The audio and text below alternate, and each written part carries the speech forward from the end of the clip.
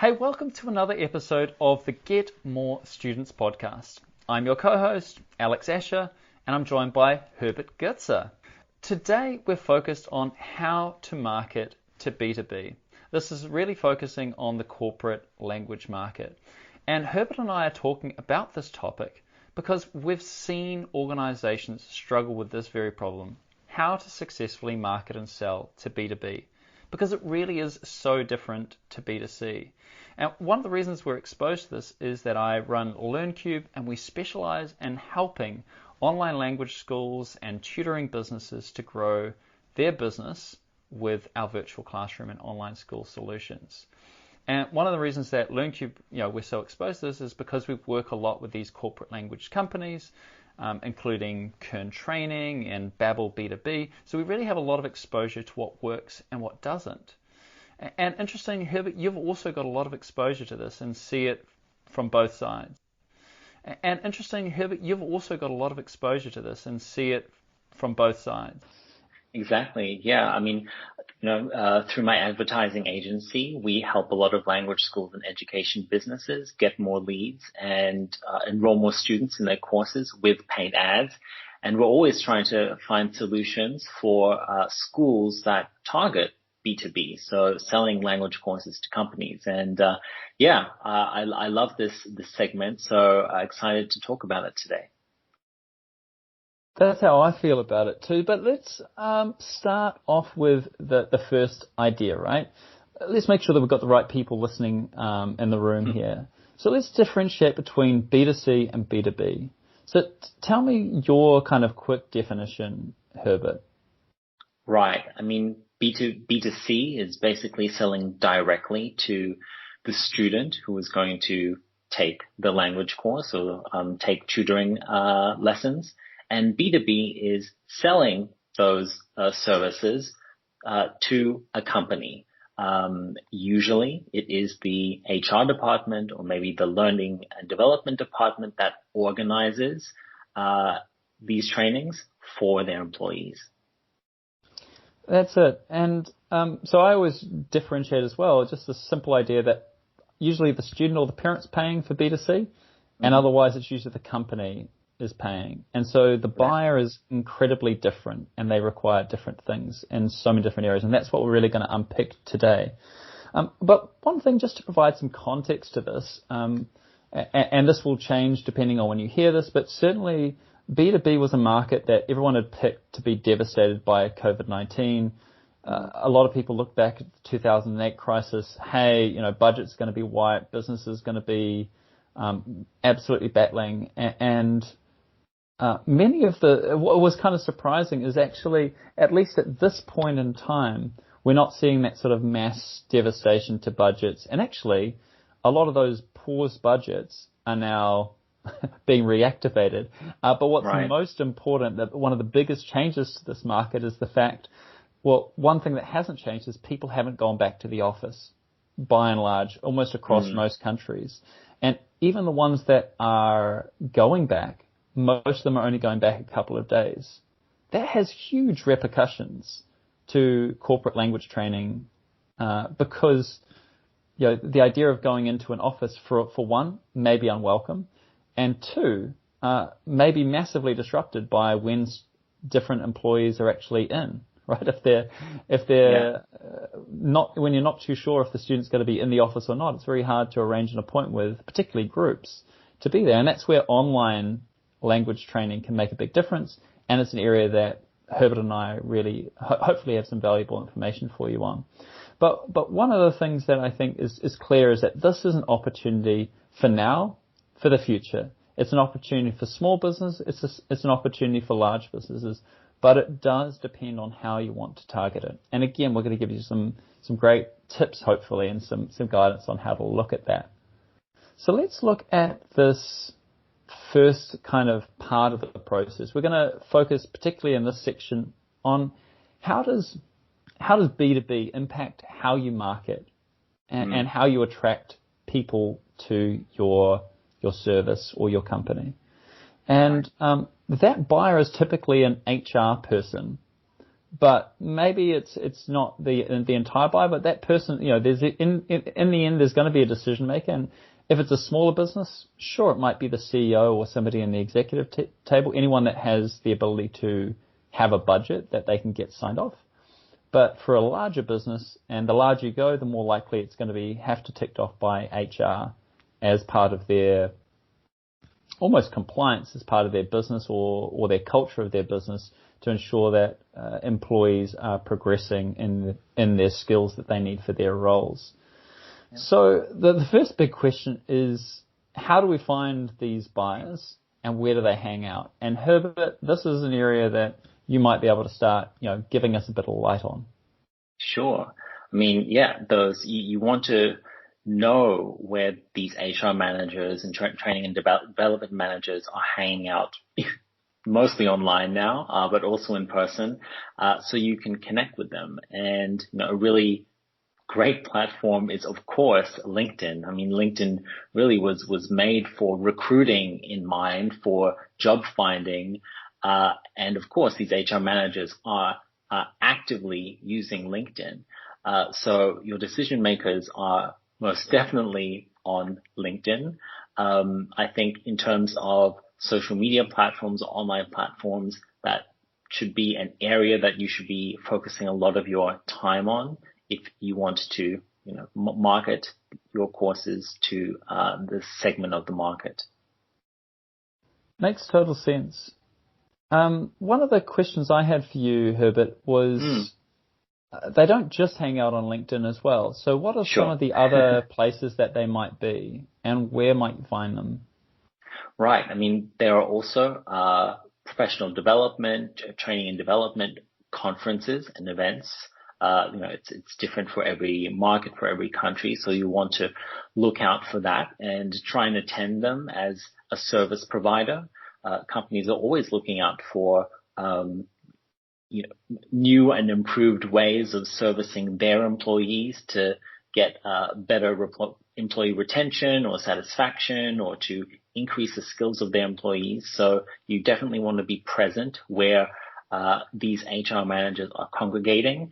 Of course, through networking, through your kind of local organizations, kind of getting the word out there through traditional means as well. That might be newspapers and brochures, but as well Google, of course, because if an HR manager is looking for a very specific course, let's say for their legal department, and they type in legal English courses, then yeah, if you spend enough time improving your SEO and your website content, or if you run Google Ads, then you will also pop up into their search results. Yeah. So being able to hang out where they are is a key factor, and I think we've given hopefully some good ideas of, okay, where might that be? So then what can we do to signal that we're the company for them? How can we signal to them that we're the one that's going to deliver the best language course or service for their needs? Right. I mean, should we maybe take LinkedIn as an example? Since, this is a great platform and a free way, basically, to connect with those decision makers. I mean, LinkedIn also has paid ads, but I would recommend at the start to do it organically. Mm-hmm. And to really do that is to optimize your LinkedIn profile, your personal LinkedIn profile, to make it sort of like a landing page, like kind of an in-between between your real website and kind of a business card. So you want to have a clear and friendly profile photo, have a banner that clearly defines what you do and what you offer, and your about page or your description or summary should also be about your customers' pain points, their needs, and how your company, your school offers a solution to them. Usually, a lot of people write in that little blurb everything about their university life and what they've accomplished, blah, blah, blah. No one's interested in that. They want to know how you can help them. That's totally right. I mean, one thing that I think is an easy trap for people to fall into is, to be fair, that's what LinkedIn encourages you to do, which is to treat it like a CV of your life. But actually, if you're using it from a business perspective and you want to see a long-term future, and to be fair, if you're doing B2B, this is a long-term journey for sure, as part of in terms of where the organization is going. But yeah, you need to change from being this is my CV to being this is the experience that is relevant to you, looking at my profile and going, hey, am I the right kind of fit for the needs of the organization? And you want that to be a massive, like, absolutely yes, this person would totally get me. Look at all these interesting things that they're doing. Look at all of this fantastic glimpses of their information. I haven't had to go to their website at all. It's all on their LinkedIn page. Like, you could put articles that really articulate the way that you deliver your education, all of those things, posts. It all gives a massive quick indicator of, yep, are you the right person for me and my business? So I think it's a massive tip, by the way. Absolutely. And especially in this segment of the market, you really need to build trust as quickly as possible. And by posting often, regularly, about topics that are related to these decision makers, employees, maybe the problems that they have in terms of acquiring a language, or how that affects productivity at the company. Whatever that is, you should be writing about that and making yourself basically the authority figure or expert in the B2B space. One other way I kind of think about it, Herbert, is just as when you meet somebody in person, we tend to do it unconsciously, but then, as you become more kind of practiced in sales and marketing, you may want to do it a bit more consciously. But what do? You kind of, copying is not the right word, but you're kind of echoing each other. You're kind of trying to get on the same wavelength. We even use those terms, like trying to get on the same wavelength. Exactly. And how do we do that? We start talking about things that we're both interested in. We start talking in the same language. For example, Herbert, if you were very formal, I would try and match that formality. Or you might notice my informality and change yours, but eventually we'd find an equilibrium. And everyone's looking for that in an in-person experience, and it's the same online. Your LinkedIn should help you get on the same wavelength with the viewer as fast as possible. So are you using the same lingo that they're using? So do you say, human resources manager, or you just say HR managers? Simple clues like that give like a cookie crumb between you and them that allows you to feel that sense of trust. And that the whole point is right. If they're looking at your profile, it's like, yep, this is a profile I should be on. It's not like, oh, damn, caught out again. Another thing that's completely irrelevant to me. Exactly. And that seems a good segue to go on to the next part, Herbert.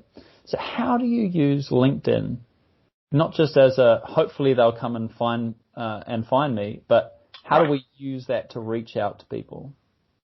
Exactly. I mean, you can use LinkedIn very effectively to reach out to these decision makers simply by searching for them, searching HR managers in your city or in your area, and identifying the companies that you'd like to target, whether that be small to medium-sized businesses or larger corporations. We'll talk more about the differences between those a bit later, and then connecting with them. And what I mean by connecting is not sending them a message or an email saying, oh, we are ABC Language School. We offer this and this and this. Would you like to buy our language courses? No. You need to build an authentic relationship by connecting with them and building rapport. That's totally right, because on that link, like if you just use LinkedIn as a way of just literally interrupting them, which is, you wouldn't do that at somebody that was sitting across from you on the table. You wouldn't just suddenly interrupt and say, hey, here's my business card. This is what I do. See ya. You would hopefully go over to that person and say, hey, there's obviously something here that's really interesting for us to talk about. it might not be the right time now, but there will be a time where we should connect. And then the second thing is when you're using LinkedIn messages, like in-mails, I've personally found them dubiously effective. I think unless there's something really present there, I haven't found them that useful. But connections is absolutely the starting point because it gives you ongoing visibility to them and them getting ongoing visibility to you. And so even when you're not directly talking to them, you're building that trust and that connection so that when you do send that eventual message in LinkedIn saying, and it may be even as direct as you would have done it before, there's now trust. You're no longer such a stranger and there's an ability to even consider what you might be offering. But you've got some great tips here on like how, so we've searched, we've now found a whole bunch of different clientele. I don't think we mentioned it specifically, but there are like paid features in LinkedIn, including Sales Navigator, where you pay for it. I actually think it's quite well worth it, particularly if this is the space you want to operate in. Yeah, it's good investment. Totally, because then you can really target the kinds of customers that you want to. You then reach out to them with a connection message. Now, this is where you've got some great tips for us. What does that connection message look like? And then what happens afterwards, Herbert? Right. I mean, the connection message needs to be very non-threatening. Just a, hi, I saw that you were, in the city that you're both in, or, oh, you're also in this space. You're also working here. I hear great things about the company. It'd be great to connect. You're not asking for anything. You're not pushing anything. You just want to connect.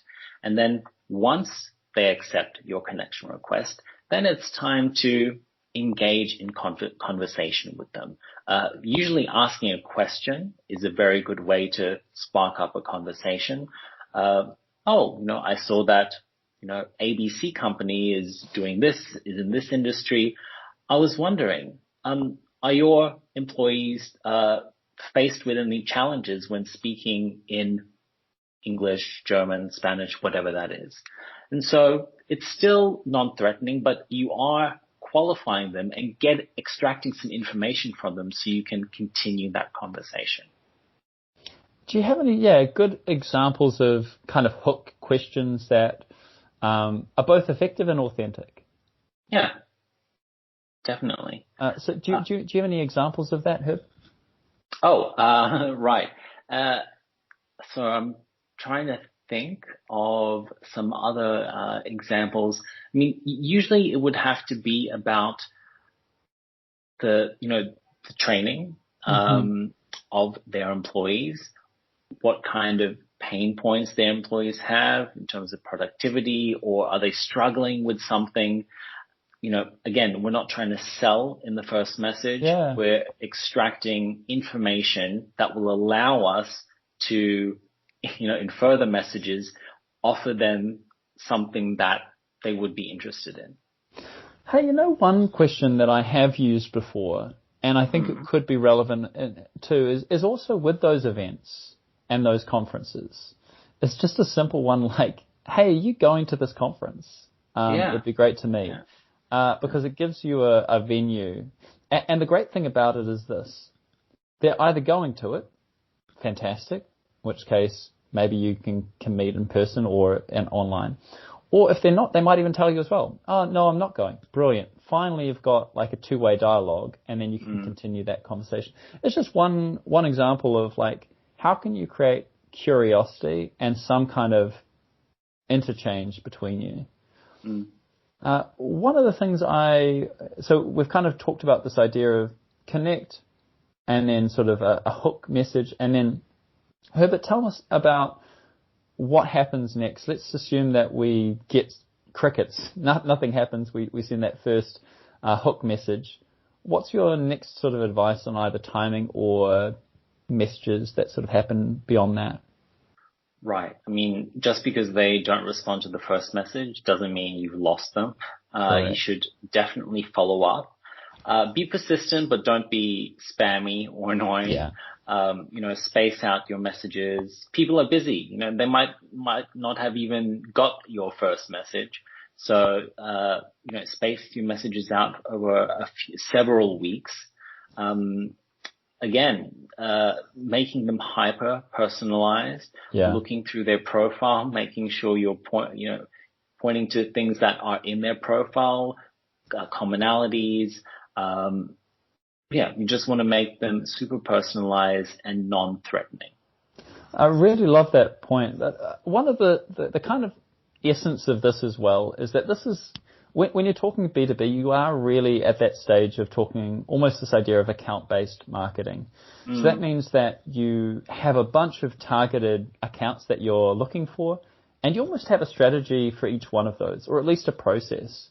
And so that might look, so there'll be a high-level kind of strategy, which might be, these are the things that I'm posting. It's about showing I'm on the same wavelength. It's about showing that I'm present in their markets and that I'm engaged. And it could include content that's just relevant to them in general. So not necessarily to language learning, but actually to the particular industry that those accounts are in. And then the kind of next level down is particularly on their kind of same role and same industry. And then the next tier down in terms of that even more personal is I'm looking at their profile, I'm seeing what they're posting, and I'm engaging right back with them, because they might also be posting, which is a great way for you to kind of hit the tennis ball back and say, hey, I'm here too. A simple like and a comment can be all the difference between very effective. Very effective. And it could just be echoing what they're saying, not being kind of schmarmy or kind of unrealistic or spammy, inauthentic, and salesy, but in a way that is like I'm also here and I'm listening to you too, and that gives that sense of reciprocity. But then you really need to have the kind of next part, which this sort of then moves from like marketing, which is kind of how people know about you, and then the sales process, which is how do people actually go from knowing of you and knowing about you to going down a process which might lead to you or the company that you work for delivering that experience. So account-based marketing, that means you need to know what market you're going for, which means not every business.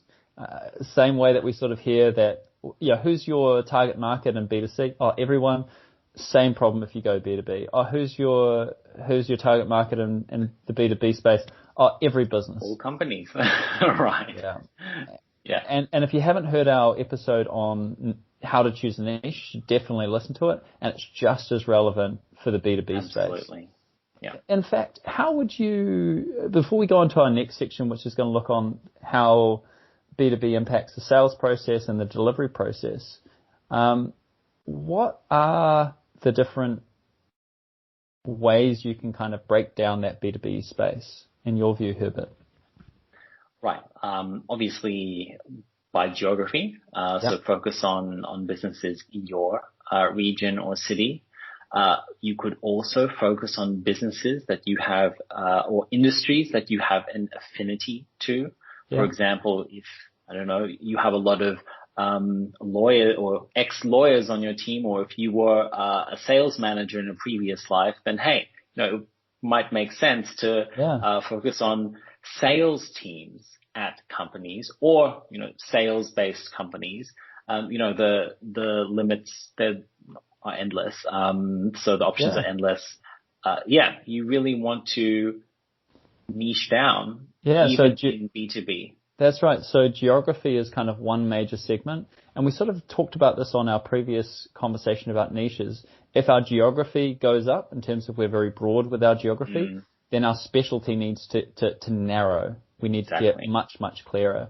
And it just opens up all these wonderful opportunities. If you're that sales manager, then that ex-sales manager teaching language training, then also you've got these wonderful opportunities to maybe partner with those that are doing sales training, actually on sales. And maybe you could literally just piggyback on every one of those trainings has like a language segment for those customers.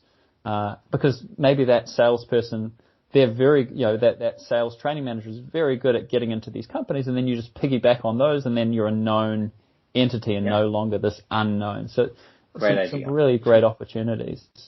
So with that in mind, let's talk about what that sales process looks like when you're focused on B2B and how it impacts the way we market. But, marketing and sales can work very closely in this B2B market. So tell me about that, Herbert.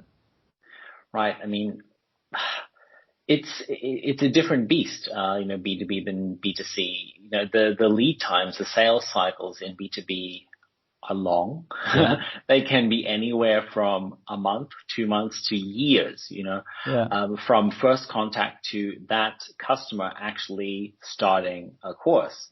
So you've got to keep that in mind. If you're looking for a quick win, then it's probably not on it. But that affects a lot of things as well. That's right. So we've got sales cycle is going to be much longer. And so you need to have different expectations about, how long things are going to take and marketing spend.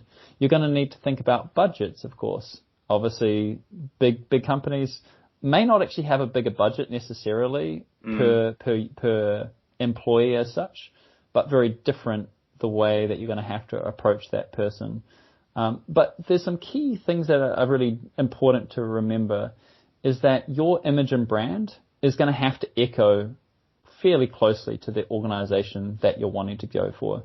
So if your brand is like super casual and actually has lots of kids and it's very family oriented, even though it's sort of B2B, it's not going to gel with somebody that's like highly corporate.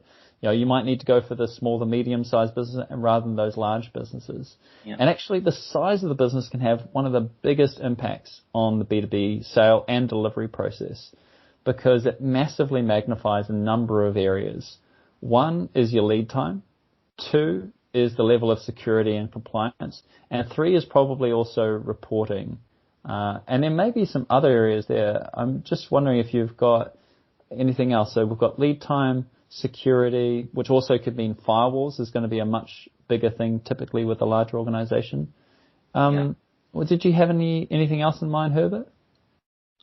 Yeah, no, I mean, obviously communication and the structure, these larger companies assume that you have, a CRM and like an LMS and et cetera, et cetera. So, the bigger you go, the more developed your systems need to be. So it might be, in the first instance, if you're starting, good to target small to medium-sized businesses that can make a quick decision, and then at least you can get started and then grow from there.